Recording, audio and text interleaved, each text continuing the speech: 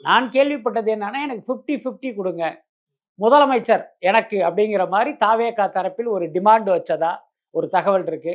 அதுக்கு வந்து கண்டிப்பா எடப்பாடி ஒத்துக்க மாட்டார். என்னன்னா, அதிமுகவை இத்தனை கோடிகள் செலவு செய்து, இத்தனை கோடினா 1 கோடி 2 கோடி இல்ல. பல ஆயிரம் கோடி செலவு செய்து அந்த கட்சிய கண்ட்ரோல்ல எடுத்தது விஜய முதல்வராக்கி அழகு பார்ப்பதற்கு அல்ல. அவரு முதல்வர் நாற்காலியில உட்கார்றதுக்கு தான். அப்படி இருக்கும்போது அவ்வளவு ஈஸியா தாவேகாவுக்கெல்லாம் இவர் அள்ளி குடுக்க மாட்டார்.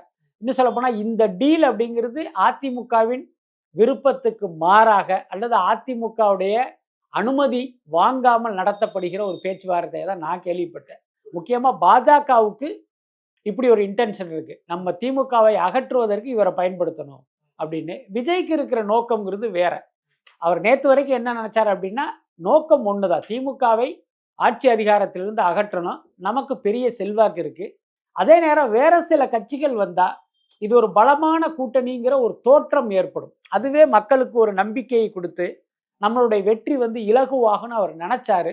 அப்படி நடக்கல. ஏன்னா காங்கிரஸா இருக்கட்டும், விசிக, இடதுசாரிகள் தாவேகாவை நோக்கி வரல. அதனால என்ன ஒரு சூழல் வந்துருச்சு அப்படின்னா, தாவேகா தனித்து விடப்பட்ட மாரி ஒரு தோற்றம் ஏற்பட்டுருச்சு. அப்ப இவங்க என்ன நெனைக்கிறாங்க, மக்கள் இந்த மாரி நெனைக்க ஆரம்பிச்சுட்டோம்னா, நமக்கான வெற்றி வாய்ப்புங்கிறது குறைஞ்சிரும். திமுகவ தோற்கடிக்க முடியாது. ஆனா, இந்த தேர்தலில் திமுகவ தோற்கடித்தே தீரணும். அதுக்கு விஜய்க்கு 2 காரணம். 1 கரூர் சம்பவம். கரூரில் இப்படி ஒரு சம்பவம் நடப்பதற்கு ஏதோ ஒரு வகையில திமுக காரணம்னு அவரு நம்புறாரு. அந்த கோபம் அவருக்கு வந்து கடுமையா இருக்கு. சமீப காலமா பார்த்தீங்கன்னா, இந்த சங்கீதாவுக்கும் விஜய்க்குமான அந்த விவாகரத்து விஷயத்தையே திமுக ஆப்பரேட் பண்றதா விஜய் நம்புறாரு. ஸோ அதுக்கப்புறம் பார்த்தீங்கன்னா, திமுக மீதான கோபம் வந்து அவருக்கு பல மடங்கு ஆயிடுச்சு.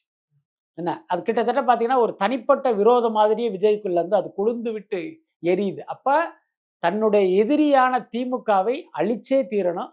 அதுக்கு நம்ம என்ன அ வ நிலைப்பாடு வேணாலும் எடுக்கலாங்கிற அந்த மைண்ட் செட்டுக்கு விஜய் வந்துட்டாரு. ஸோ இதுதான் நடந்துகிட்டு இருக்கு.